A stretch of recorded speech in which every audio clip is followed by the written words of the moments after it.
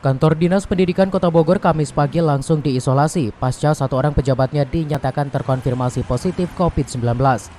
Selain menutup gerbang kantor, layanan kedinasan juga terpaksa dialihkan melalui layanan online selama sepekan ke depan. Hal ini disampaikan Wali Kota Bogor Bima Arya usai melakukan peninjauan kesiapan jelang pembelajaran tatap muka di SMA Negeri 1 Kamis siang. Untuk mengantisipasi penyebaran COVID-19, tim gugus tugas bersama Dinkes Kota Bogor melakukan swab serentak terhadap seluruh pegawai di lingkungan Dinas Pendidikan. Hingga kini status Kota Bogor masih bertahan di zona orange dengan perpanjangan PSBMK selama 2 pekan ke depan.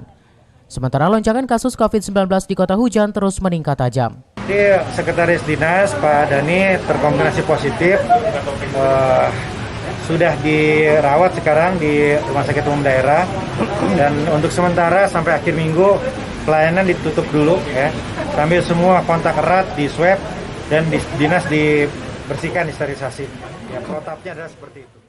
Sementara catatan Dinas Kesehatan, daya tampung perawatan kasus positif corona di sejumlah rumah sakit di Kota Bogor nyaris penuh di angka 60%. Dari Kota Bogor, Herman Bons melaporkan.